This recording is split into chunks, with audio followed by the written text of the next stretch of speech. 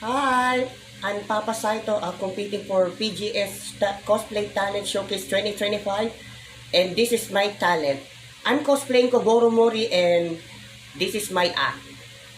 Naalala mo ba itong ballpen na ito?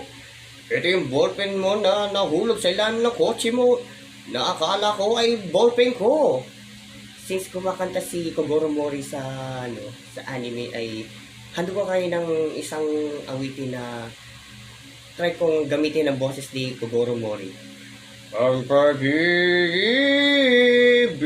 kong ito, luha ang tanging nakamit buhat sa'yo.